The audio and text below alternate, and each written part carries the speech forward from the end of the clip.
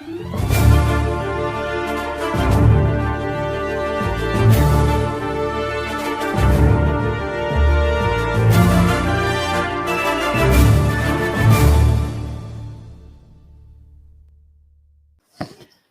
everybody, and welcome to this very special episode, a dual episode this week that will be airing on the Hit or Miss Star Trek podcast channel as the finale to Series 1 of the Trek podcast, and that will be debuting a whole new film podcast channel, the Silver Screen podcast, as well, just a couple of days earlier, but with a few things maybe missing that you can catch on the Star Trek podcast on the Sunday. I am not on my own. I have a special guest with me, a guest who, if you've been listening to the Star Trek podcast, brings things full circle. My very first guest that I spoke to discuss Next Generation's Encounter at Farpoint. Would you like to introduce yourself, old man? Oh, apparently I'm old man Steve. Hello, everybody. I should keep this going forward, I think. Yes, that's my good friend Stephen Brown is back again to discuss something. And if you couldn't tell from the many tweets, the thumbnail, and the banner that you can see on screen, today we'll be reviewing Star Trek from 2009, J.J. Abrams' Kelvin Timeline reboot, alternate verse, whatever you want to call it. But before that, and this is just going to be for viewers of the Star Trek channel, I thought, because I haven't had a chance to catch up with you yet, Stephen, we could have a little chat about all things Trek. And the very first thing I wanted to ask you is, have you had a chance to check out Star Trek Prodigy yet? I haven't. Oh, you've disappointed me. I've seen something saying it's out and around there. I've not had the time, unfortunately, to sit and partake. I am disappointed, but I'd be curious to know your thoughts, because I'm really liking. I mean, it's 2 episodes in, but the first one's double length, and I'm really liking what I'm seeing. But it's blatantly a kid show. It's very like Nickelodeon, if you know what I mean. But having said that, I mean, the animation and everything's gorgeous on it, and it does have a version of Captain Janeway, so it's recognizable. If it's canon, I'll be obliged to watch it. That's all I'm going to say. Yeah, it's definitely canon. They make that perfectly clear, like, immediately. Oh, okay. People are grumbling because there's a quick speech in episode 2 where Janeway has these holographic versions of, like, this is the United Federation of Planets and what they are, and they have the hero ships from every Trek series. And people were like, why is Discovery in there? Isn't it classified? And then just people like me getting annoyed at, like, no, the Spore Drive was classified. You can't hide the existence of an entire class of ship. People saw it. But they did. They didn't erase it from existence. They just said that the Spore Drive would have been highly classified and Discovery was lost instead of traveling in time. They never said it didn't exist. But why did we hear about it? Well, the same reason we hear about the NX-01 until the show exists, I suppose. But yeah, people have counter-argued that with, well, then it would be a nothing ship. It wouldn't be famous for anything, would it? And it's like, yes, we know, but they just wanted to put the lead ships from all the Trek series on there. Just let it go, But no, it was a pretty cool moment anyway, and I'm liking what I'm seeing of holographic Janeway so far. She's got a little bit of a bit of sass to her that I'm enjoying. That's exactly the word I was thinking of. Yes, a bit of sass, probably, I imagine. With a cup of coffee in her hand. She actually, at one point in episode 2, when she's like finally called on for help by the stubborn like cadet, she just materializes a holographic cup of coffee in her hand, and I was like, nah, that's it. We're here now. The series can start. Yeah, yeah, there you go. So I haven't seen it, and I just know. Yep, she's all about her coffee, but well, fair enough. Are you looking forward to the start of season 4 of Discovery any week now? Yeah. I saw some trailers a while back. Haven't seen any recently, so I'm intrigued to see where they go with it. I'm liking what I see in the trailers and stuff, and I know it's kind of it's not really relevant to the story and stuff, but I really do like the new uniform designs and stuff on it as well. Yeah. So I'm excited to see what they can give us. And the trailer made it look. It's typical Discovery, like, oh, we now have a new mission that means the end of everything in the universe. But I don't mind it, that's the formula that's worked. So I've seen now. It's like it would be rewatching Deep Space Nine now at the moment. I don't mind the big overarching story, which is obviously the Dominion War and things at the moment. Whereas Discovery is just about that. and it sort of just fills with little bits where you sort of get to know the characters. Yeah. Whereas obviously the big 24 episode seasons, Well, yeah. it's more about the characters, and there is an overarching story, but it's about that family. Yeah, I guess you kind of have to have more arguably filler if you're going to do 24 episodes in a season, though. But having said that, it would be nice if Discovery did. Not that they haven't ever done that, because I think I would say New Eden, off the top of my head, is one of the best sort of just standalone Star Trek. Doesn't necessarily connect to the main story episodes. Yeah, but if you've only got 10 episodes and you put filler in that, then you've got to wonder, well, can't you get a better story? Almost. Yeah, I guess. But there's a middle ground you can hit, because just thinking off the top of my head, I really liked the episode, and I think it's called The Sound of Thunder in Series 2, where it's mainly about Saru's species, the Kelpians, and the Ba'ul, and that whole thing. And it does move along the Red Angel plotline, but it is its own story as well. Yeah, that is true. Yeah. So maybe they talked about Kaminar quite a bit, so it was nice to actually see the place. Yeah, even though it's another kind of species that we really should have seen more of at some point in the future, which if you're going to do prequels, that's always going to be the problem. We've still never really seen any denobulans other than in Enterprise as well. Like, I'll tell I Lower Decks briefly featured them. But yeah. Yeah, I mean, it's always if you can hide a 7 foot odd alien in the background shot. Oh, we just didn't see them. Why? They're not tall enough. What? Yeah, as I say, that's always the problem with prequels, unless you George Lucas it and then you digitally add things that didn't exist and stuff to justify your prequels. You get into dodgy territory if you're doing that. So where are you up to on your DS9 rewatch anyway? You've said it now. I'm trying to think where I was. I'm gonna just check out. It's the O'Brien one with the Orion Syndicate. Oh, season 6. Yeah, I was going to say, the O'Brien one doesn't narrow it down. It's the one where O'Brien suffers. Again, be more specific. But apparently, yes, that's every season. So yes, I'm guessing that is Honor Among Thieves. Honor Among Thieves, yeah, season 6, roughly middle-ish, I think. Yeah, I was starting to watch it last night, but then, I thought the Eternals is on in 10 minutes. And I would watch Eternals instead. So you'd have been better off staying and watching Deep Space Nine. But that's a conversation for another time. I'm not disagreeing with you. That is a conversation for another time. Yeah. I'd love to get into it, but this is not a film podcast, unfortunately. But hey, you never know. Future times. This is a film podcast. You've just said at the start. Well, indeed, this is all. Well, yeah, but this bit's track only. Duh. Good segue there. Fair enough. It might have been a good segue. You're not wrong, but yeah, fair enough. Yeah, just before we get into the review, then I just want to let everybody know that I will still be posting things on the kind of social media for the Trek podcast and such. And one of the things, I already have it all written down here, a sort of breakdown of if you've been listening, you'll know that I've been asking everybody for their top 3 recommended Trek episodes and what they would suggest to sort of new viewers. And little did anyone know that what I've been doing is taking a little count of what those episodes are and seeing which are the most popular. So if you do want to know that, then stay tuned and keep an eye on the at HoM Trek or at HoM Trek Twitter. I will just say that in terms of favorite episodes that were recommended, the top series by far, just as a little tease, was Star Trek The Next Generation, which featured 11 episodes in people's recommended. So, yeah, and that was, let's see, 7 episodes ahead of the second place choice. So, sound sound indeed. But yeah, there's lots of facts and figures here. And I think it should be exciting and hopefully hold people's interest. And then from there, I have been able to locate a 30-day Star Trek challenge that I think I might do just leading up to Christmas, because why not? Just a little bit of fun on the twits and everything and the Instagrams. So yeah, without further ado, then we briefly did talk some kind of film talk. But let's just quickly then, before I get started, did you have any sort of thoughts that you want to share that would be kind of spoiler free on Star Trek 2009 without giving too much away?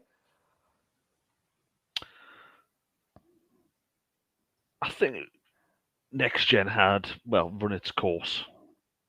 Yeah, we've had this discussion. I forget which guest it was. I wish I could remember, but we did discuss this briefly and said that it's a shame that Star Trek Next Gen never got its undiscovered country, which was a chance to end on a high, which the original series films did get. Because if they'd ended with Final Frontier, it would have been disappointing. And sadly, when it comes to Next Gen, it did end on a really weak film in Nemesis. So I think I would argue it hadn't quite run its course. It would have been nice to get at least one more to at least end it in a decent place. Yeah, there's some parts of Nemesis I did enjoy, but yeah, there could have been something better there. Well, the fact that Star Trek Picard exists shows you that there's still story to tell. Otherwise, that wouldn't be a show that would be out there. So this is true, yeah. And it would have been interesting to see where else they could have taken the timeline rather than done a reboot with it, really. Yeah. Well, my guest had said that he really wanted them to do something where it just wasn't the Picard and Data show, which is what it became. And I completely agreed. And it's kind of like, if you've killed off Data and Nemesis, you can kind of shuffle B4 to one side, which they did anyway, and then actually have it be a proper ensemble thing about the entire crew. Give Riker something to do for once, you know? Yeah. It would be nice. The poor guy directed 2 films and he still didn't do anything. Even in First Contact, he got a whole Borg invasion and he's down on the surface convincing some drunk dude to fly. This is true. But yeah, that's neither really here nor there. But yeah, anyway, sorry, what were you saying? You thought that Next Gen had run its course? Yeah, obviously you have to kind of Data and stuff in that, but yeah, it would be interesting to see where they'd taken that timeline, that universe next, really. Obviously, you've got Picard and things like that. But, I mean, I don't think they could have really done too much, like, for a DS9 movie. I mean, maybe a Voyager afterwards or something like that. But maybe the other option would be a completely different crew and stuff like that. But then you haven't got the... because it's star power, but the known characters, the art of the recognition of it, to draw people into going to watch the movies. But yeah, I remember us years ago having a conversation about First Contact and how that really drew people into or back to the Star Trek movies. Oh yeah, completely. And I mean, that's I know it sounds weird, but that's the entire reason Enterprise, in my opinion, exists, is because of the success of First Contact. Because they wouldn't have been brave enough to go that far back in the timeline otherwise, in my opinion, anyway. And I think it's kind of, it all stems from that. The fact that Cochrane's in that first episode, sort of giving the whole boldly go speech and everything. You know, that only really makes sense if you've seen First Contact, and there's a lot of humans and Vulcans, which again, that only really got introduced in First Contact. So yeah. And, I mean, even besides that point, I mean, it was probably responsible for why the Borg took over Voyager after season 3 as well, because it was popular and he had the effects, so they were everywhere. But yeah, fair enough. Yeah, just in terms of like what you were saying, though, I do remember reading, and I don't know how true this is, that they were sort of throwing about ideas for where to bring Star Trek, because, as you say, Next Gen had, for whatever reason, they decided not to go ahead. It had run its course, or they've just they've declared it done. And one of the ideas that kind of, to me, looks like it is present here was that they were going to do a Starfleet Academy movie, which would have gone back and shown you like the early days of Kirk and Spock in the Academy, which in a way is kind of what you get for the first half hour of this film. That's true. Yeah. Yeah. So I'm wondering how much of that, at the very least, I'm pretty sure the Kobayashi Maru scene was probably from that script, because it just seems like it's such an obvious thing to do. The one thing that was mentioned and never seen.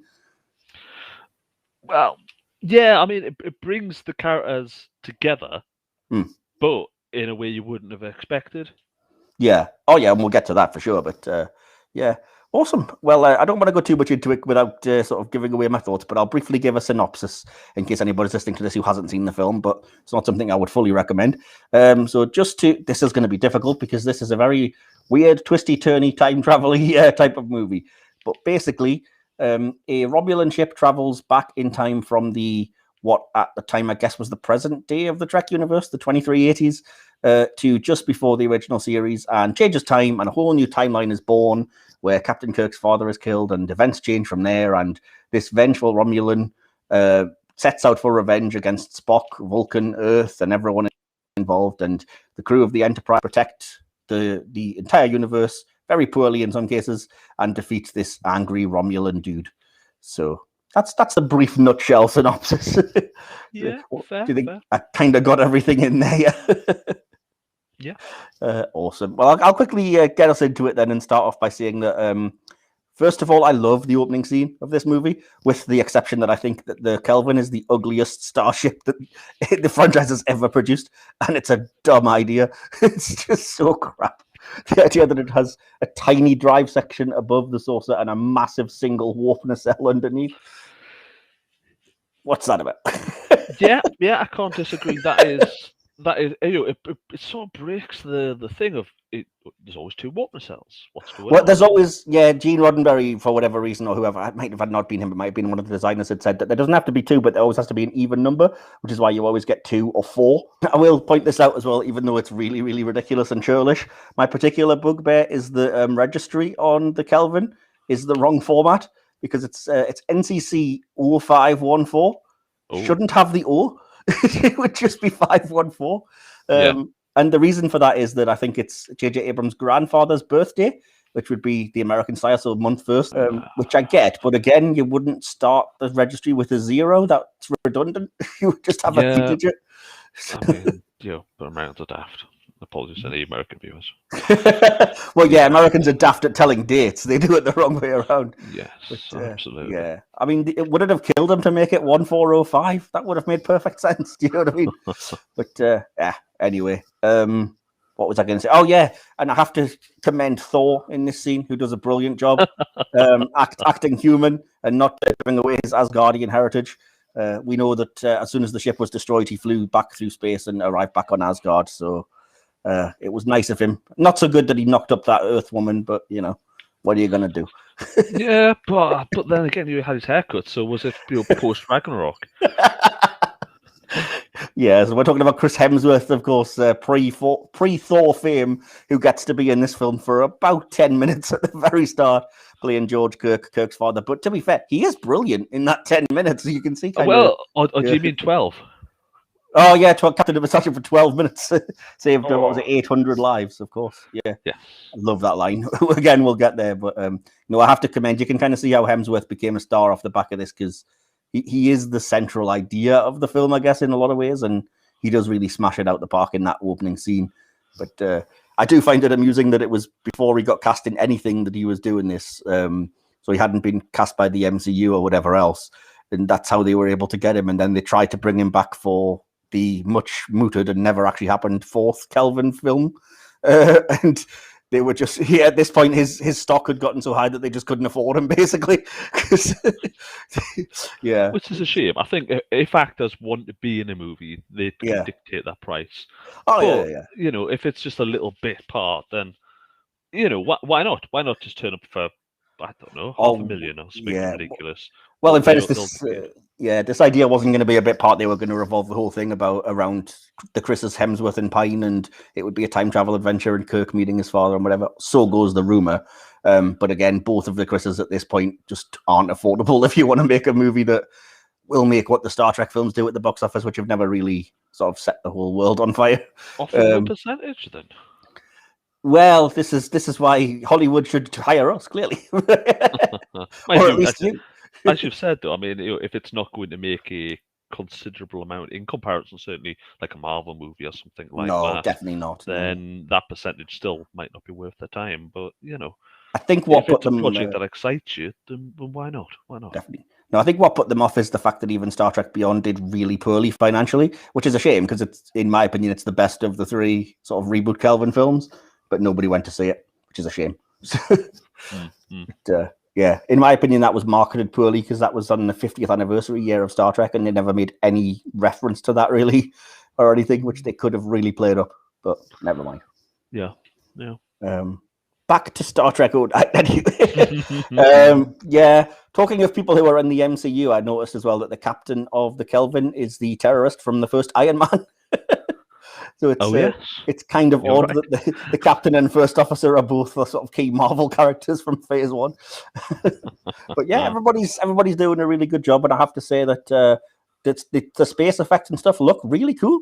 So you can't really fault this. And like I said, it's a good action scene. Yeah, then we get our credits and everything, and then the scene that I don't like, which is basically young Kirk being a bit of a rebel, apparently having time traveled back to 1984. Because he's listening to an old Beastie Boys and has a Nokia cell phone, and he's driving in a supposedly antique Corvette, and it's just probably the only thing that survived in the car. Yeah, exactly. Yeah. And at this point, I'm just like, what film am I watching here? This is just, what are you doing, Abrams? You're making a Trek film for crying out loud. Yeah, that part was like, okay, I get it. It's being rebellious, but there's rebellious, and there's off your rock as destructive. There's no context to why he would want to destroy that car. Well, I think there is a deleted scene where it shows that his stepfather, who he sort of nicked it from, was borderline abusive and not a very nice bloke, and that's what had driven him to drive off and stuff. But again, that's context I think you need, as opposed to just, I'm just joyriding because I'm a rebel. Yeah, I mean, if you're going to destroy the car, you drive at the edge and push it off. You don't almost kill yourself in the process. Well, yeah, but I think that's the point, isn't it? It's because it's Kirk. It's like, no, I like the thrill of driving fast and almost dying and whatever. But yeah, again, it's the 24th century. Why the heck would he be driving around in a car anyway? It just doesn't make sense. At least have it be like a hover vehicle or something futuristic looking. I know it's stupid and it's nerdy, but yeah, it just throws you out. Yeah. You know? and what that canyon was, actually, I'm not sure. I've got no idea. Somewhere in Iowa, apparently. Yeah, I was Iowa. I might Google that as we're talking. Like, what giant canyons are there in Iowa? I have no idea. But hey, it's got 300 years to exist, so who knows what might happen between now and then. The next scene, of course, thematically would make sense, and it's Spock as a child, and we see him being bullied by other Vulcans, which I know is part of canon. It's definitely been mentioned in sort of Journey to Babel and in Yesteryear from the animated series. But watching this scene just reinforces to me that it doesn't make a whole lot of sense, because the Vulcan bully children are not acting very logically, and they don't seem to have... Their motivation is very emotional. They're just being jerks to kind of have a fight, if you know what I mean. Yeah. So...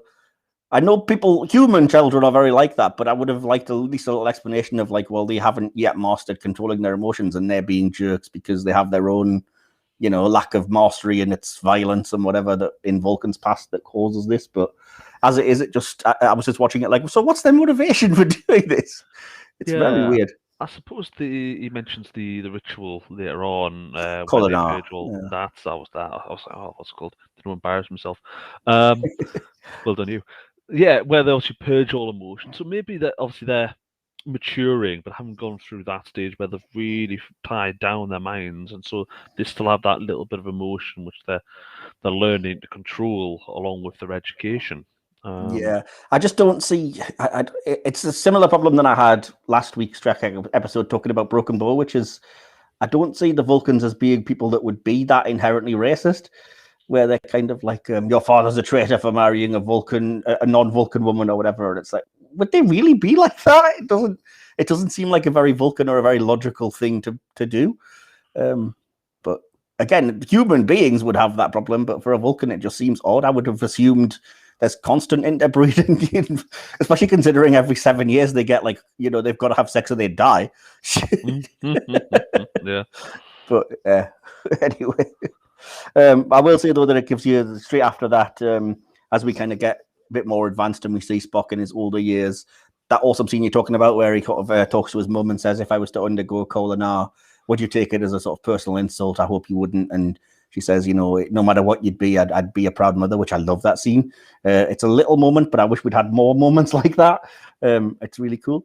And the scene afterwards is probably one of my favorite parts of the film, where the Vulcan played by W. Morgan Shepherd, frequent Star Trek and other sci-fi guest star, accepts Spock into the academy, but then basically gives him this sort of backhanded compliment of, it's amazing what you've done considering your disadvantage. And Spock presses him on it, and what disadvantage? Well, your human mother, of course. So then Spock just sort of, as sarcastically as you like, is just like, well, then I'm declining. I'm going to go to Starfleet Academy, and I don't wish to express anything other than gratitude. And then live long and prosper that you could possibly muster. So yeah, I love that, and I love the cleverness of them saying, well, no Vulcan has ever declined admittance in Spock's response of like, well, as I'm half human, your record's untarnished then, isn't it? That was a good slap in the face. It really is a perfect sort of throwing it back, his insult at him. So I like all that stuff. And I just love Spock as a character. He's always been my favorite character, to be fair. So yeah, then we flash ahead a little bit further and back to Earth in Iowa, of course. And then we're at a bar with Uhura and Kirk, which I think, this whole bar fight scene and everything, it's a really cool way to introduce Kirk. And it's exactly how I imagine Shatner's Kirk being in his younger years, if that makes sense. Like this to me makes a lot more sense than I'm just going to nick a car and try to kill myself off a cliff or whatever. Like I can see Shatner's Kirk in his young days being like, yeah, calm down, buddy. And then getting into a fight against 4 people because he's so cocky. He's like, we'll get more people and then we'll have an equal fight kind of thing. Yeah. I sort of would have liked to have seen what he was doing with himself instead. Because he must be doing something. I think the point is that they're basically saying that there's a few people at that bar because they're about to ship out to the academy, and Iowa for some reason is a key place here. But he was just in the bar because he's just been, patrolling around bars, getting drunk and hitting on chicks and not much else. But you're right, that's not super clear. That he's just being a bit of a layabout because he hasn't applied or whatever. But it does give you the chance for that. Again, you've referenced it earlier, the fantastic recruitment speech from Pike to Kirk. Yeah. Which gets me hairs on the back of the neck every time. Your father was captain of a starship for 12 minutes, saved 800 lives. I dare you to do better. It's like, woof. Wow, you can see why Kirk responded to that. And I will say here as well that one thing I didn't really realize what was going on until I was listening to the audio commentary one of the times I watched this is that Kirk picks up a Kelvin salt shaker from the bar, which I was never sure what that was supposed to be. Yeah, although the tops come off it, because I noticed that myself when I was just watching it recently. It was actually the shape, and I was like, oh, it's odd to have that actually there. Yeah, it's very convenient. I suppose it makes sense that ship would perhaps have become famous. But at the same time, does Starfleet have salt shakers of starships? I mean, we don't really go around with salt shakers based on Formula One cars or whatever, do we? It seems like an odd choice. I can Google that and prove you wrong very quickly. Well, you're probably right, but in a bar at least. Yeah, I mean, it's not like as if it's like the I don't know, the Starfleet Academy cafeteria bar type thing where you might have your ship things, but it's a bar near where the recruitment is. So I don't get why they would have starships for that. Yeah, but it's a cool moment. It gives Kirk a chance to stare at the ship and sort of, he's wistfully wondering. But yeah, related to how I kind of get annoyed at the convenience of Iowa being like apparently a Starfleet Academy, feeding ground or whatever. Why the heck is the Enterprise being built on Earth? It's just to give you that quick moment of Kirk seeing it under construction before he goes off to the Academy. But it makes no sense whatsoever. Yeah, well, this is it. That it's a prelude to what's to come, really, isn't it? It's like, here's this thing. But obviously, it takes an additional 3 years, we presume, to get finished. But, I mean, it looked pretty well built. It did, because that's my point. It has to look recognizable enough for that scene to work. But it just doesn't. Within the Trek universe, ships aren't built on planets because then you'd have to launch them. They don't generally go planetary atmosphere and stuff. Don't get me started on Into Darkness, dropping it into water and stuff. That's a different movie, Yeah, I mean, I believe it was always supposed to be able to go in the atmosphere.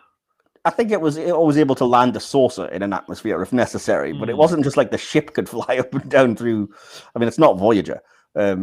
Yeah, Voyager made a big deal about that. Exactly, land and stuff. But I think it was always supposed to in some fashion, but it was never, something they did. Yes, but even despite my misgivings that it's not something Trek ever did, even on the dedication plaque, and it's nerdy that I know this, even on the dedication plaque on the Kelvin Enterprise, it says that it was constructed at Utopia Planitia Fleet Yards, Mars, which is where it should be made, because it's where everything always is. So that scene makes even less sense.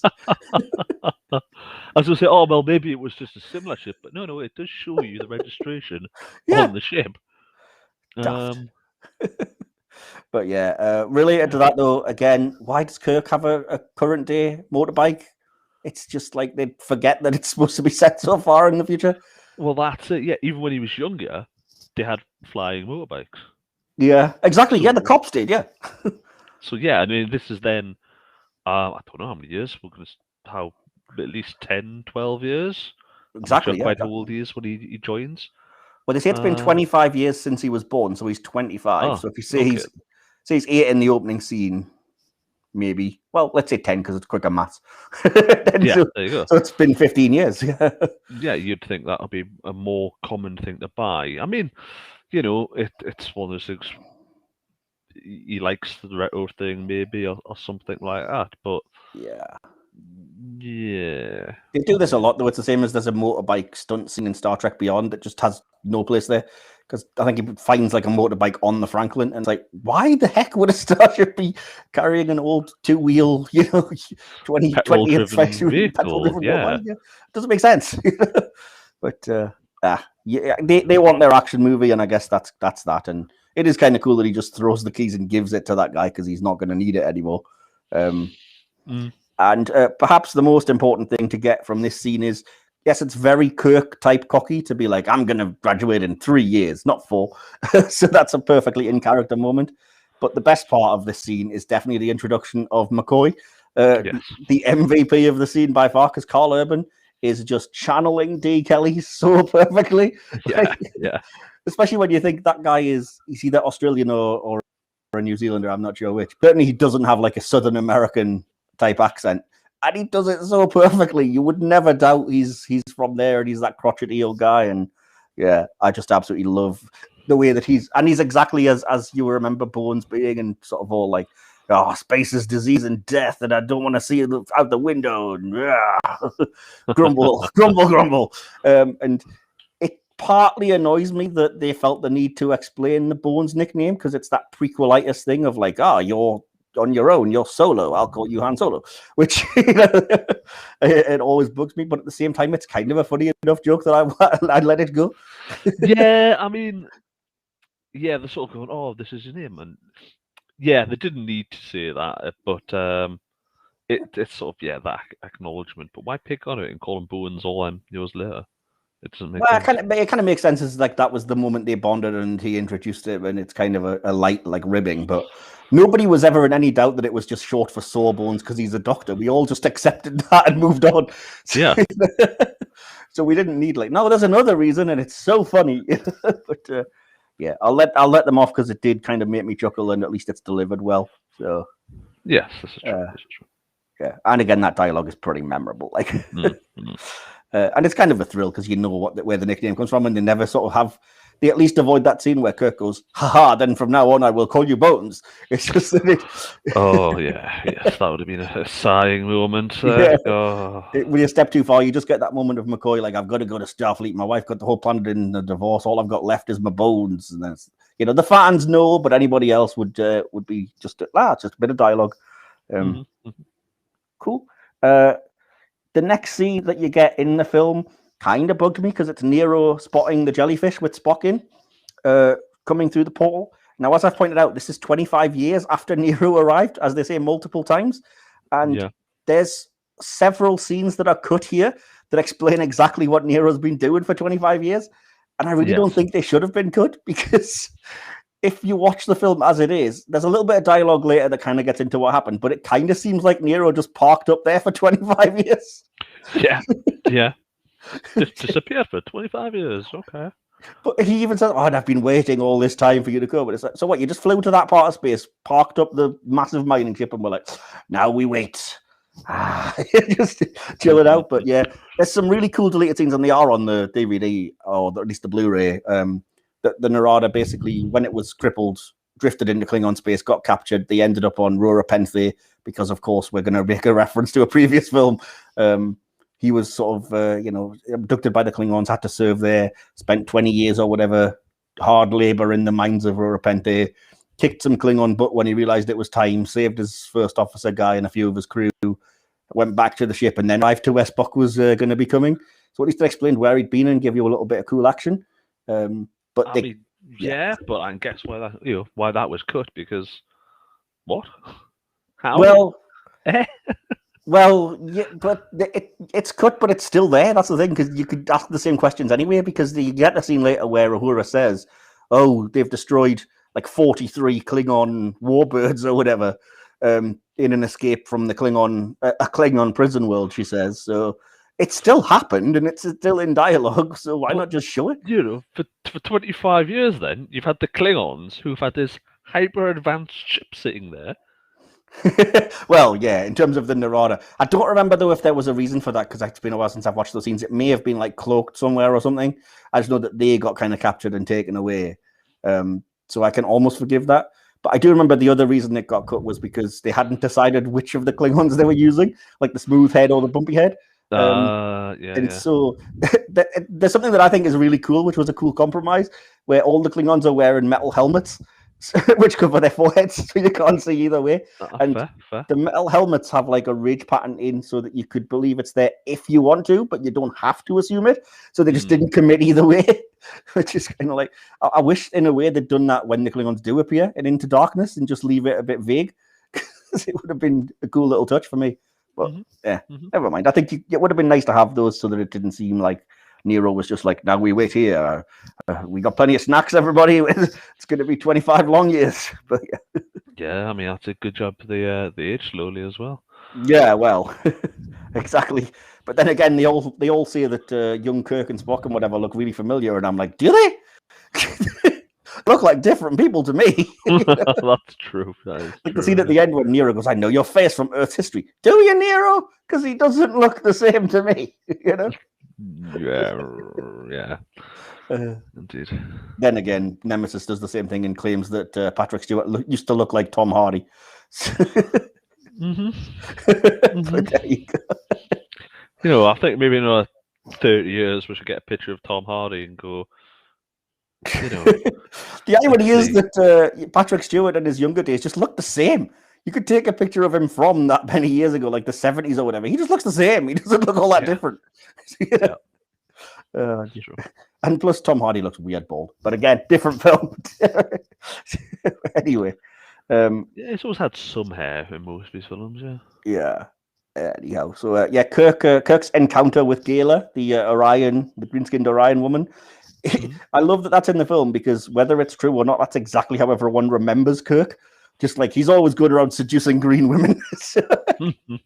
But I also love that this takes place after we've had that sort of controversial reveal in Enterprise that the women aren't really the slaves; they're the ones kind of luring the men with their cheeky pheromones and stuff.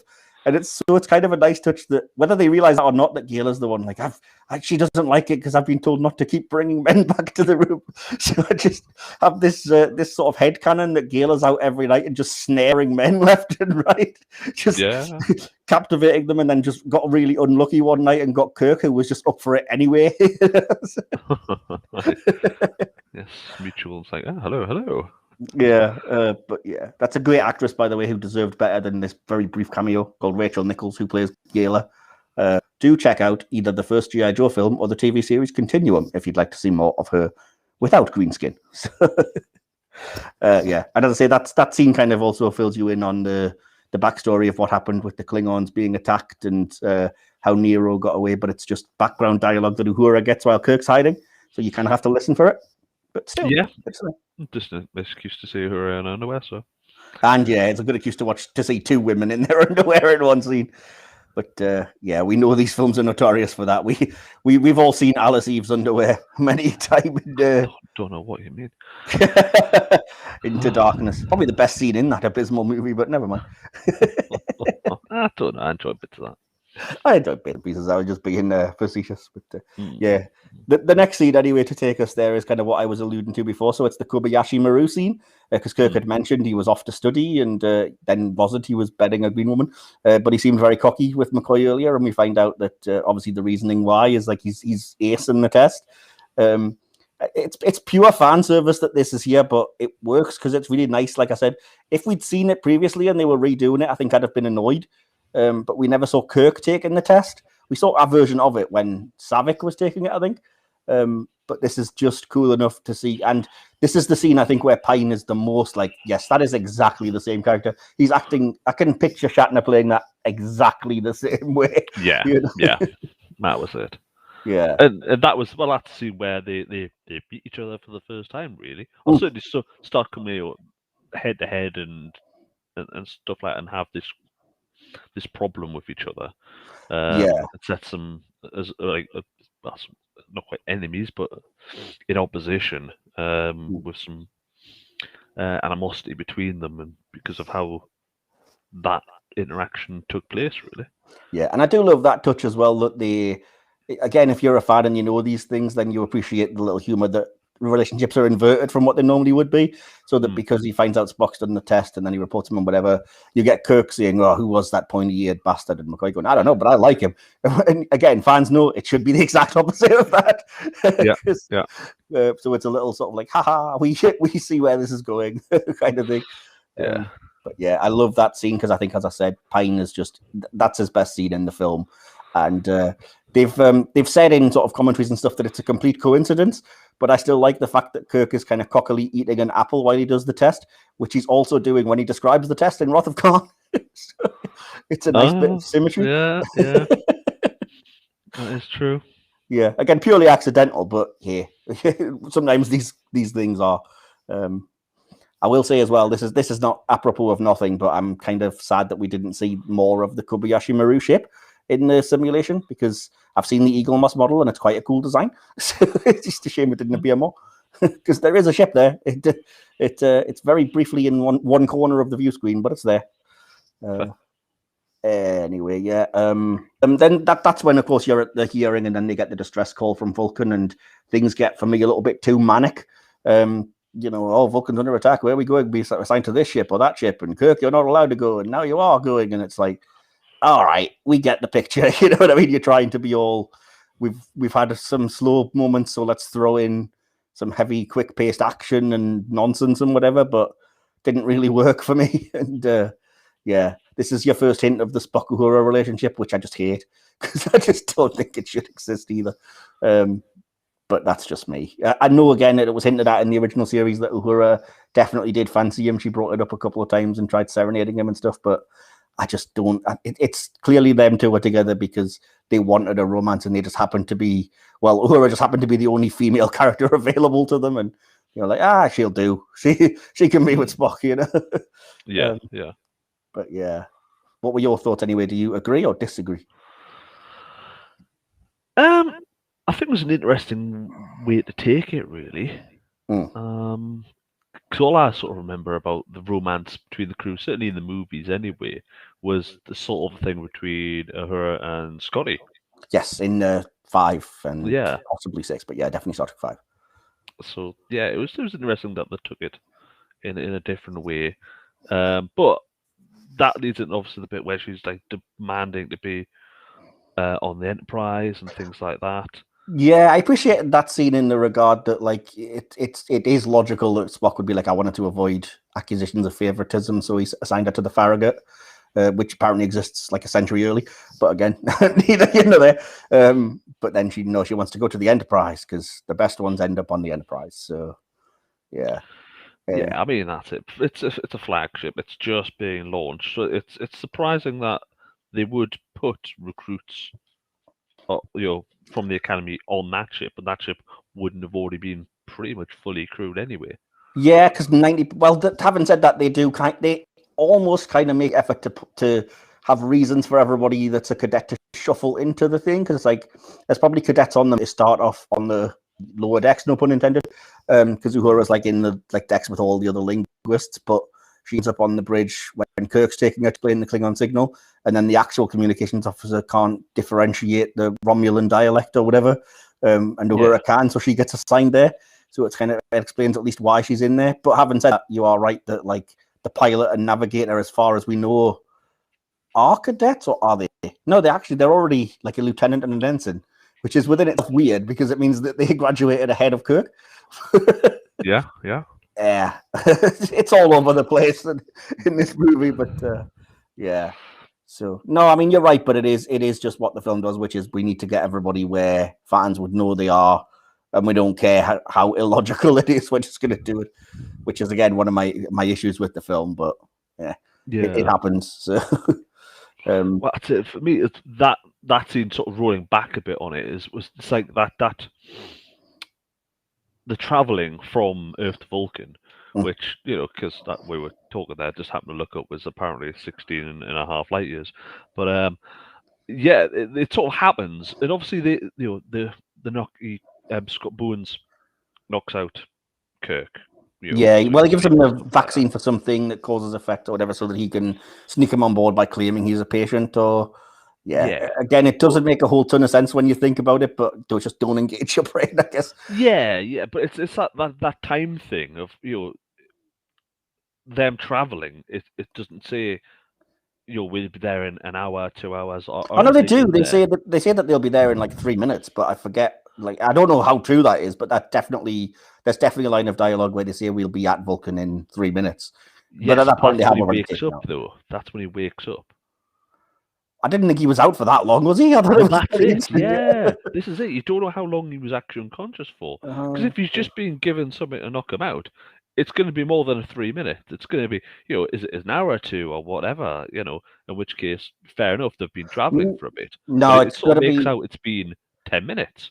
I think it's got to be fairly instant, because the whole point is that he hears the thing about the lightning storm, and before he kind of falls and gets knocked out and goes under, he's like, no, lightning storm, I know this, it's familiar, and then gets knocked out, and then immediately kind of, as far as I read it, immediately wakes up and he's like, I've got to find Uhura, get everyone, I'm going to warn her about it. So. If you get an anesthetic, though, that knocks you out, you won't waking up from that.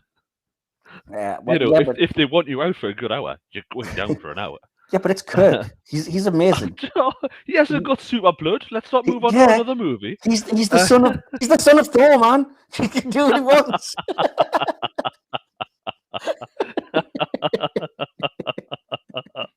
Lord of Sparkles. Am I right or wrong? It's a Lord of Sparkles. I have no idea what you're talking about. But yeah. What the Grandmaster calls Thor? Oh, it's been ages since I saw that movie. Lord of Sparkles. I'm going to get slated probably somewhere here. Anyway, I'm going to move on really quickly. But yeah, they get there and all the fleet's destroyed, and they're only sitting on Earth for like, what, 2 minutes? That scene? Well, that's the thing. I was going to say that I really don't like the stupid parking brake type joke. But at the same time, when I rewatched the film today, I realized that that's literally what saves their life, because that's the reason they arrive a little bit later than the rest of the fleet, so that they aren't like there when they all get destroyed. But having said that, as soon as Nero spots which ship it is, he doesn't destroy it anyway, because like, haha, Enterprise, I know Spock's on board, apparently, and I will make you watch, haha. Yeah, he's a student of not quite ancient history, but early Federation history, apparently. Well, I can accept that the Enterprise, particularly the original with that registry, is really famous. I mean, even Voyager knows all about the crew and its adventures and whatever else, and it probably is the most famous ship in Starfleet, which probably has spread to other civilizations and stuff. But for a random Romulan miner, I know. Well, he knows Spock, that's the thing, and he knows that he's specifically after revenge against Spock. So if he's been hanging out with him, he probably knows that this is the famous Spock from the USS Enterprise and whatever else. Yeah, that's true. So, again, I can accept it because he knows Spock in the future. If it had just been like, I don't know you, but I'm annoyed at you anyway, kind of thing.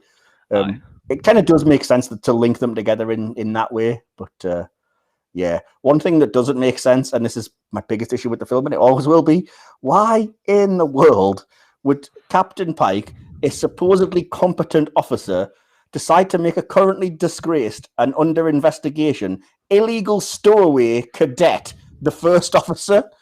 Just from nowhere. Why? Because he believes in him, that's why. Oh, great, that's fine then. It's good job it worked out, otherwise he looks like an absolute idiot. That just struck me as the stupidest possible decision. It was solely to get Kirk there, and it's like, what? And Starfleet are going to be okay with this? And at the end of the movie, they're just like, yeah, we fully agree, we support this. No, court-martial a lot of them for such a stupid move. Hey, that's just me, clearly. A lot of people don't have an issue with that, or I've heard the argument of, oh, it's time getting them where they belong and whatever else, but no, stupid. He's going into a hugely dangerous battle situation against a ship like 20 times their size and goes, Spock, you're captain. All right, I can live with that. Spock's clearly already a commander. He's been serving in Starfleet for a while. You there, disgraced cadet who might well be expelled. You're first officer for no good reason whatsoever. Yeah. That was just to set up the later bit. It was like, that's a shame. Yeah, which I'll get to because that makes even less sense. But regardless, the next scene is the orbital skydive that I wanted to briefly touch on because it's action for the sake of it, but I will forgive it because it's well done. Like, I like the scene.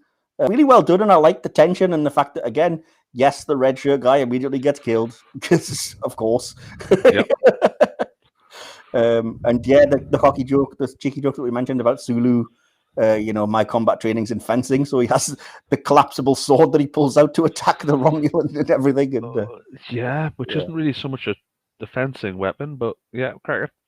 well, it's the nearest thing you can get. Why would he have a sort of really pointy sort of fencing sword with him?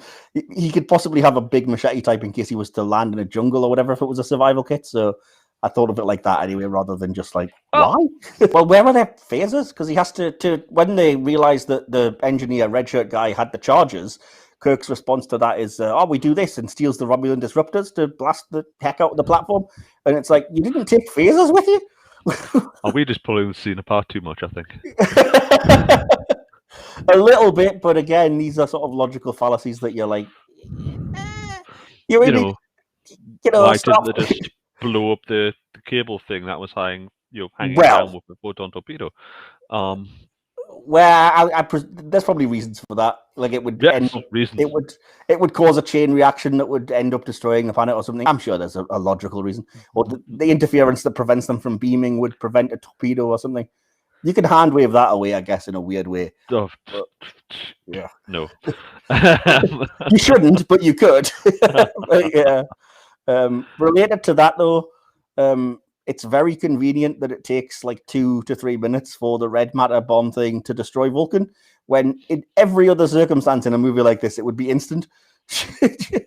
But it just has to give them enough time to evacuate everyone. Again, no reason for it. This is it. It has such a gravitic effect that it actually draws light into it because it's a black hole. Yeah. So its power or strength is greater than the speed of light, but it takes 3 minutes to pull a planet's core through. Yeah, despite the fact that when we see it finally destroyed, it's moving at a real rate of speed. So presumably it was just incredibly slow for 2 minutes, just until everyone got off the planet and then decided to collapse. Yeah, it's sort of building up and that sort of thing. It's a very thoughtful weapon. Yeah. We're going to destroy you. Actually, when they got there late, actually, just to roll back to that bit, it would have been nice to have seen a little bit more of a space battle there. They get there late just as the other ships are getting destroyed. Yeah, but the thing is, the Enterprise is so outmatched that any space battle there would make absolutely no sense. The only reason the ship survives is because Nero's like, it's the Enterprise, don't destroy it. Otherwise, they could have just wiped it out anyway. Well, that's it, yeah. But that's the problem with these films, though. They make a lot of kind of OP, God tech type stuff, and then they can't write a way around why it wouldn't just immediately destroy everything and create multiple problems. But yeah, that's a writing problem, I guess. Speaking of which, the destruction of Vulcan, no. No, I'm not having it. You do not do that. Well, you make me want to comment about something. So the movie where they changed a big thing recently. Go ahead. You know you want to. No, it's not relevant to this. Oh, it is bloody relevant. You said we'd disagree at some point. Yeah. And I said that should never happen. You shouldn't. That is not how that particular movie should have finished.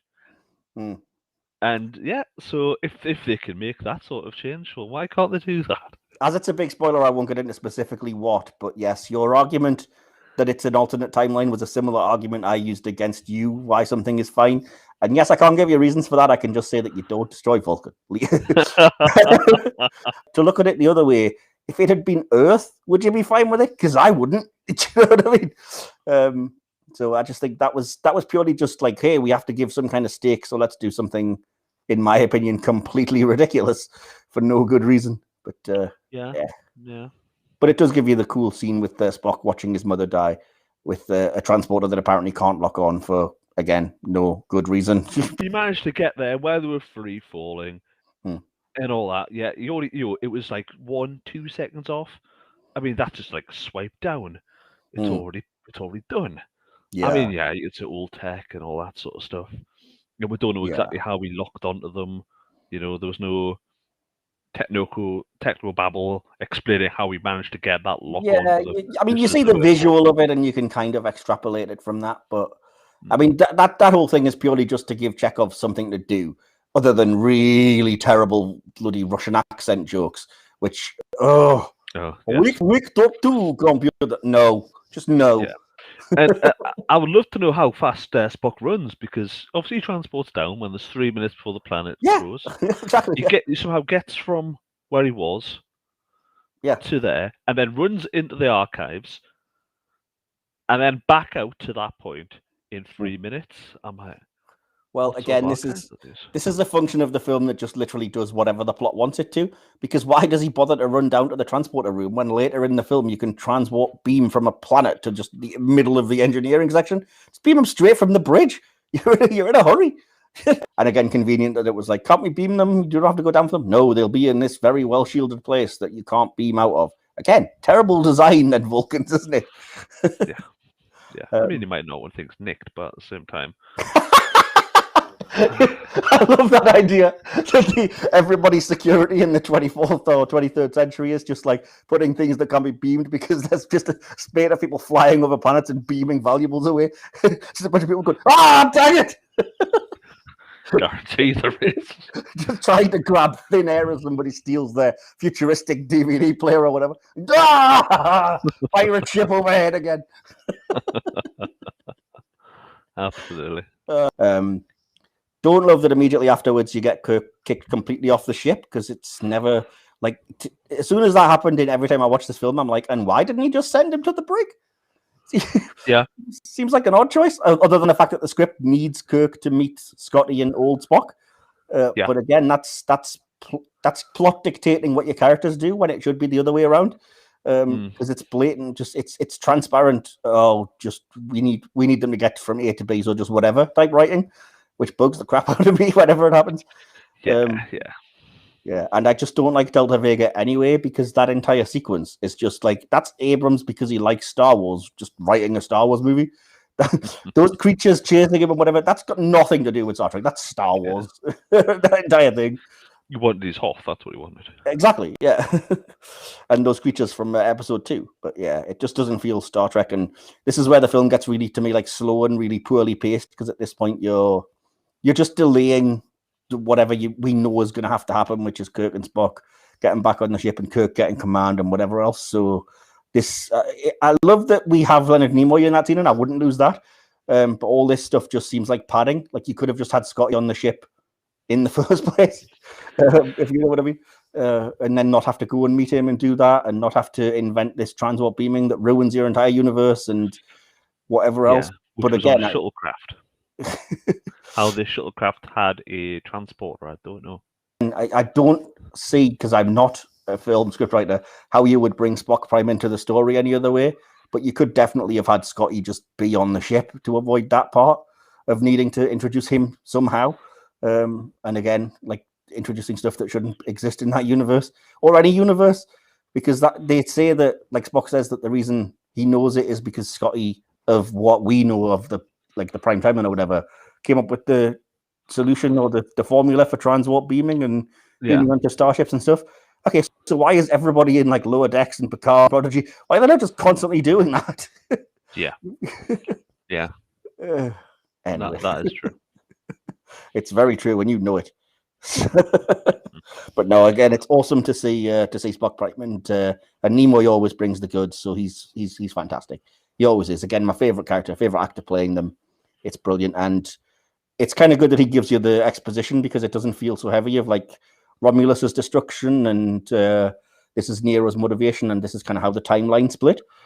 Which again, I actually think is pretty clever. I've never had an issue with that. I know some people might, but with me, I'm like, okay, that's a cool way to make it both a sequel and completely start over, and literally have the scene of dialogue with Spock later on the bridge saying everything's been changed, so now anything can happen. So in the next movie, we'll just introduce the same villain. Yeah. Absolutely anything can happen. I am Khan. Oh, wow, convenient. Indeed. Like, I didn't like Peg's portrayal of Scotty. I think he's too much of a stupid comedy relief type character. I think transwarp beaming, stupid idea, breaks your universe. The joke about Admiral Archer's Prime Beagle, stupid joke. That's the one bit of fan service joke that I'm like, no, it's stupid and it doesn't work. One thing that is definitely stupid and you will not sell me on. Yes, we know they filmed in the Budweiser brewery, but engineering of a starship doesn't look anything like a flipping brewery. At least make an effort to disguise it. It looks ridiculous. I was thinking, that looks like a brewery or something like that. Yep. I do like the more industrial sort of thing that they brought in comparison to like the original Enterprise. Yeah, I just don't, because there's no reason why you would have water pipes in engineering. Surely that's the most dangerous possible thing you could have in there. Yeah, that big empty space with pipes in for no reason. And the rest of the pipes that were clearly like, having water flowing around them. That's like me going, oh yeah, that's my electricity cupboard right there next to my sink. It's a tad dangerous, you know. I could probably show you some houses like that as well. But anyway. Yeah, but this is the Federation flagship. Who designed it? I mean, I don't know why the pipes see-through. Exactly. Yeah.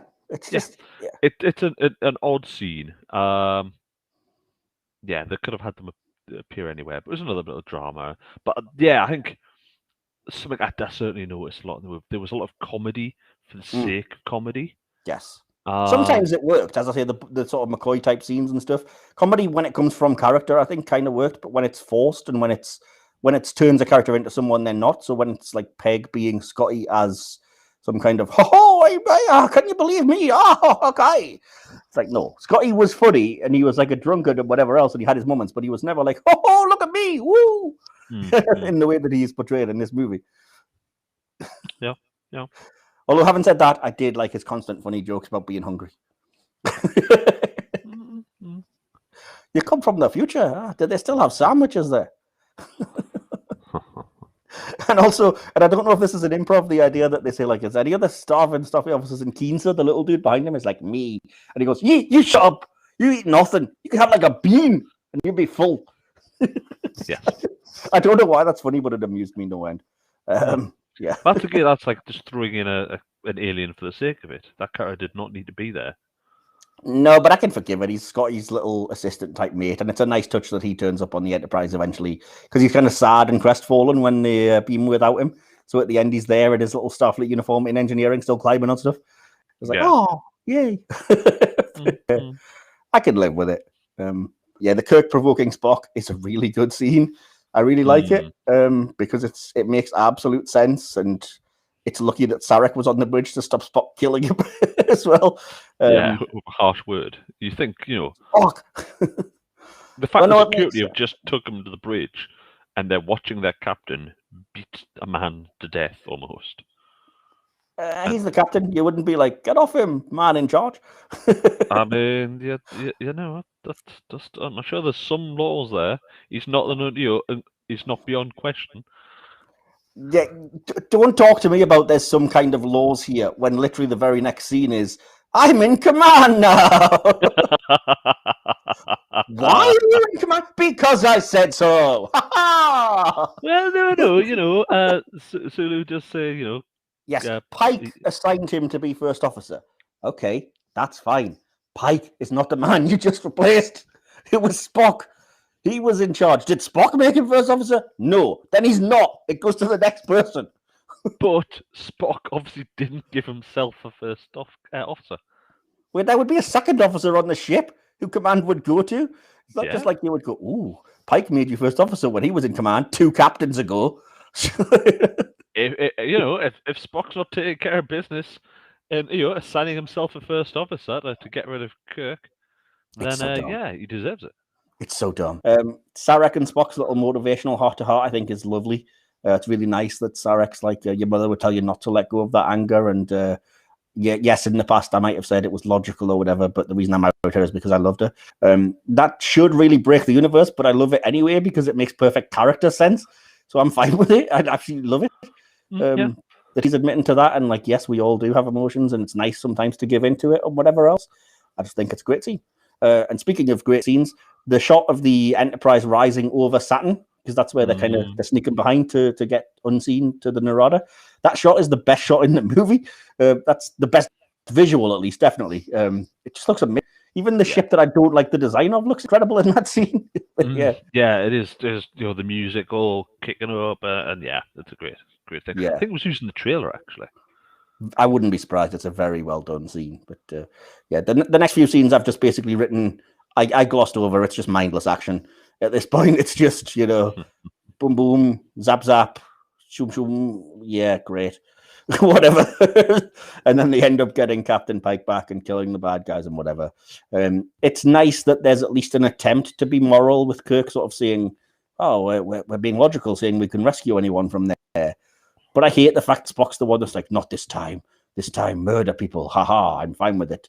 And then literally it just takes Nero, one person, to go, I will not accept your help, before they go, all right, fire every weapon we've got. For again, no reason. He's getting sucked into a black hole anyway. Yeah. Let's just finish them off a bit more. It's just overkill. It's just literally like, we want to give you a heroic moment of anger, so waste every freaking bit of weapons power we've got. Yeah. And again, the fact that then you end that scene with them getting sucked into the black hole at the end, it's just drama for the sake of it. And it's like that whole Lord of the Rings 4 endings kind of thing. It's like, all right, get on with it. We've defeated the threat. Oh, there's another threat. Oh, just end the bloody movie.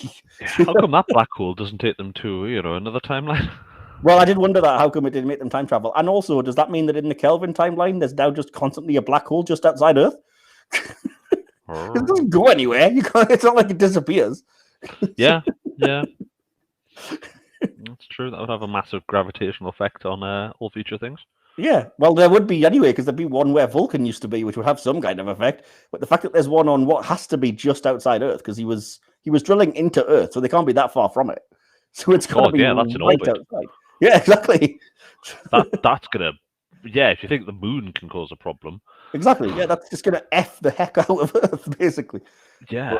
But never mind. We defeated the problem by detonating apparently our 6 or 7 warp cores. All right. The very end scene with the 2 Spocks is fantastic, because again, Nemo's great and Quinto's great, but and I love the whole like my customary farewell would be self-serving, which is a clever little thing. But the whole rest of the ending is just everybody getting where they quote unquote need to be way too fast, and it's just to get them there. And it's like, yes, I get the heroic triumphant ending, and they're all in the correct uniforms and in the right place and shooting off, and then you've got the narration from the opening of the original series, and yes, it's great, but it's like, it's not earned, in my opinion, frankly. I just don't like it. And especially Kirk, the fact that they're literally, Into Darkness literally starts with them going, we're demoting you because you aren't ready yet. All right, well, you're the one that put him there. Yeah. Just a couple of quick notes that I'd like to make. Yes, there's a lot of cool special effects visuals and stuff, but yeah, the lens flare, ridiculously over the top. That was you about to say. It's true, though. Yes, it's cliche, but my word, it's true. It doesn't need to look like that. Just like the interior of the Enterprise. First of all, engineering isn't a brewery. Second of all, the bridge, the transporter pad, they're not Apple stores. You know what I mean? Not everything has to be clean and white with the latest tech and a blooming shiny window screen and whatever else. No. Let me just end with a positive so as I don't sound completely like a negative Nelly and say that I love the music in this film. It's very good. Michael Giacchino is fantastic, and the way he uses the leitmotifs and the bits and pieces from the actual original series and the Trek franchise is really good. And I have probably listened to the soundtrack to this movie more times than I've actually watched the movie, which says a lot. So yeah. So then that would, and stick around because we do have some of the usual sort of audience responses, and there's quite a lot, as in a ton, when I put this tweet out asking about Star Trek 09. But before we get to that, let's give our thoughts. So we always go conclusion and then score out of 5, either 5 stars or 5 Starfleet deltas. And as you're my guest, let me just throw it to you, Stephen, and say, do you have a conclusion and a score out of 5? It was good to see the return of Star Trek. Yeah. Where in some parts it wasn't as Star Trek as it could have been. It was a bit, the comedy was there for no reason, and certain other bits. I think it was an enjoyable movie, and it certainly brought it back for a new generation. It's disappointing that they've not managed to keep it going. For obviously all the various reasons involved in that. Even though they keep on mentioning it, something, oh yes, they've got everyone back on board and stuff like that, and then that happened and the rest of it. I'm going to go with a very lazy 3. So 3 out of 5 would be yours. Yeah, it's not a bad movie. It's not Undiscovered Country. I'm just going to be great. Exactly. Anyway, okay. Well, I'll give you my conclusion. It doesn't look as long as I thought it was, but maybe I'll make a meal of it. I just said a frequently entertaining and enjoyable movie, but with myriad flaws that fundamentally misunderstands and often misrepresents the franchise whose name it bears. A lot of the problems are well known, but they are still true. Overuse of lens flare, being more Star Wars than Star Trek, mindless action, ugly ship design, especially the interior, and a Swiss cheese plot. But it's not all bad. The actors all do at least a serviceable job portraying the familiar characters, but the particular highlights are Chris Pine, Carl Urban, and Zachary Quinto. There are some great character moments which do understand the tenets of Star Trek. The effects look polished and cinema-worthy, other than the flares, and the central sort of alternate timeline idea is pretty genius. Plus, Leonard Nimoy as Spock is the best thing in the franchise, in my opinion, so this film has his presence going for it. Overall, it's an enjoyable space action flick if you want to disengage your brain and enjoy it washing over you. As a Trek film, it has its moments, and it's not the worst, but it is probably in my bottom 3 or 4, and I would say 2.5, 2.5 stars out of 5. Oh, I thought we were going to massively disagree.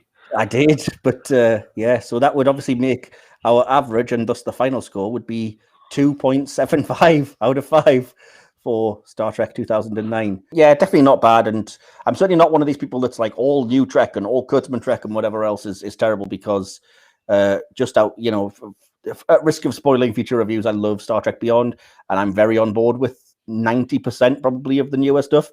You know, the TV stuff that Kurtzman's come out with. So definitely not that. It's not a matter of this isn't my Star Trek. But yeah, just for me, this film doesn't quite work as a Trek film. So yeah, that would be our thoughts on the matter. But what about everyone else? So as I often do for these things in podcasts, either the movie related or the Star Trek, I put out a tweet just asking all of my followers to say, you know, what was your thoughts on Star Trek 2009? Share it below, and we'll see what everyone says. Apologies, this might take a little while because I do have a lot of responses, but I'll try and get to them as best I can and cut out. There's a lot of detours and irrelevant kind of conversations that they got into about things like Wrath of Khan and Into Darkness that we'll not share. That would have to wait for another time. But let me just start by saying at NerdPerson5, the question I asked was just, what are your thoughts on J.J. Abrams' Star Trek 2009? What do you love or hate? Did you think it was an overall good brackets Trek film? And at NerdPerson5 says, I love them. They are the first Star Trek films I've watched. And no matter what you think of the Kelvin films, they're fun to watch. Okay. The Metal Hoovian, brackets James, says, I love the Kelvin Timeline films. The cast, performances, and music are top tier, and the aesthetics are gorgeous. And Natalia Q just responds underneath with this pointing upwards, little arrow meme. So clearly agreement. At Captain Sean 24 says, I think it's a really good movie and really good Star Trek reboot. The negatives is lens flare. I also think it has too much action. It should have a good amount, but I feel like it was too much action and not enough exploring. This goes for the 2 movies after this one. Okay. At Madahar Jazz says, not great, sorry, but it's got none of the pathos of the original cast movies. At Rob Birch says, as a reintroduction to Star Trek, it's still solid. It gets the core of the characters and Starfleet's mission down nicely, and it's an entertaining ride. However, Kirk jumping from cadet to captain in the space of a week is a bit of a stretch, even if Pine makes a better Kirk. Oh, that's a controversial subject. I think possibly that might be true, but yeah, Rob Birch again responded to his own tweet with that and said, I think it's hampered by a need to get all the core characters to where they need to be by the end, rushing through pretty much everyone's career path. The crew in the original series are all veterans, while this crew are mostly still relatively new to Starfleet, and a lot of it just sort of happens, which I don't disagree with. Set Beard to Stun says, I love them, all 3. I've been a fan of Trek since the 80s, so I was always going to watch them. But I think the Kelvin movies are a great introduction to Star Trek when it seems too daunting for a newbie to dive into the series. The in-universe alternate timeline was a brilliant idea to allow them to do a rebooted series, but not be held hostage by established canon. Also, the casting for the known characters was spot on. I would be happy with the Bones spin-off. Yeah, that's fair enough. At Niall_Maxted says, it's amazing. I honestly watched it 9 times at the cinema. It's how I perceived Trek as a kid. My mother, who's been a Star Trek fan since a child, loved it. E. Kelly 1701 says, great cast wasted on a ridiculous screenplay that made no sense, but you know, pew pew explosions. Really wish they'd just told a good original series tale. Star Trek Beyond managed this, rather than including Prime Spock and wasting good screen time on alternate universes and timelines. Oof. Let's see. At Starfleet Dad, or Keishon, says, just watched it again last night. It's a great movie, solid Trek feel. They got the scale of the Enterprise interior all wrong, though. Looking from the outside, the inside wouldn't fit. The water turbine is crazy. Reminds me of Galaxy Quest and the Chompers. But it's a great ride. I love that reference. At Professor Shaky says, I liked it. I thought it was perfectly cast. Carl Urban was outstanding, in all capitals, as Bones. To which at Sophie S. Rapp replies, really enjoyed it as well. Urban as Bones was fantastic, and I think Chris Pine was a really good choice for Tiberius. I presume she means Kirk. At George_White96, my friend George White says, I love 2009. Darkness is meh. There's no need for Khan, and Beyond is bloody gorgeous. At Simmerad, who often responds to my tweets, just says Beyond is definitely my favorite. And I agreed with both of them, as you've already been over. So there you go. Laurie Claudio says, because you asked, I liked the new cast. I hated the story, but only because they rewrote Spock's history, which is our future. I've dubbed it the Abramination. It obliterated the original timeline, not just created an alternate. Oh, it didn't, but okay. Fair enough. Jessica Shaffalo says, good movie, well made, solid script, excellent casting. Love the chemistry between them, mainly reflect the original series well, especially Spock and Bones. Don't love having to accept and track another timeline, but not throwing a fit about it. Great mix of humor and heart, which is very Star Trek. At Simmerad gave his own thoughts as well and said, it was fun time in the cinema and I've watched and enjoyed it on Blu-ray since then, but it's full of logical flaws and things which make no sense when you engage your brain. Also, I really don't like the design of the Enterprise, inside and out, brewery and Apple Store bridge. Fair enough. Yeah. I'm just going to quickly, Shaka Jamal says, I couldn't really get into it. The scenes with Leonard Nimoy were the best parts for me. The cast was great and acting was good. I did not like the Enterprise. The Kelvin Enterprise is my least liked Star Trek ship. The effects were distracting and the premise was irritating. There you go. Oh, dear. Yeah, if you're interested, viewers and listeners, there's way too much for me to go through because I'd be here for about another hour, but do go to at Ian Mike Wilson, my Twitter account, and it's all there. I'll make sure that it's accessible, and I'll possibly retweet it on the at HoM Star Trek Twitter as well. But there's I'm scrolling down and there's an unbelievable amount of feedback about this movie. So there's definitely, as I'm reading through it, very mixed opinions, and a lot of them I think reflect a lot of the things that we said, either positive or negatively. But I think, I don't think 2.75 is a ridiculous overall score for the movie. So, So that will be the end of this episode. And if you're watching this on the Hit or Miss Star Trek channel, the end of Series 1. But the response has been great, and I have enjoyed all of my guests, with the exception of Stephen. But, you've got to support your friends. I'm joking. I'm joking, of course. But no, I've enjoyed all of my guests that I've had on have been fantastic, and it's been a really great time. So let me just say that we will be back in 2022. I don't know exactly when yet, and I don't know a full schedule, but I'm working on guests and episodes and stuff, and we will see what the future brings. And in the meantime, I will be adding things to, if you're listening to this on the Silver Screen podcast channel, we will be putting videos up semi-regularly that are film-related and only film-related to that one. So do keep an eye on things there as well. And in the meantime, just let me say again, thank you so much for joining me for this one, Stephen, to launch a second channel and to conclude the one that you started already. Happy to help. Awesome. And did you have anything you quickly wanted to plug? No, I don't have anything to plug like that. Fair enough. You can find me, as I said, at Ian Mike Wilson. The podcast is at HoM Trek or HoM Trek. And the other podcast is at podcast_screen. And that's the Silver Screen new Twitter channel. And we'll give you the link to the correct YouTube channel and everything as well going forward. So again, thank you very much, Stephen. Keep enjoying your Deep Space Nine rewatch, and do make sure that you get to Star Trek Prodigy soon and get ready for Discovery Season 4. Absolutely, definitely. You're going to have to rewatch them before they all start up again. So, yeah. Yes, exactly. And make sure that you let me know if there's any movies you particularly want to come back on and review or whatever, and or Trek episodes, and because always fun talking about it with people that are interested, who are friends. So, absolutely. Yeah. enjoy, and everyone out there, take care. I hope you've enjoyed the various bits of podcast content that I've been putting out. So look after yourselves, keep going to movies and enjoying them, and remember, we are Starfleet. Live long and prosper.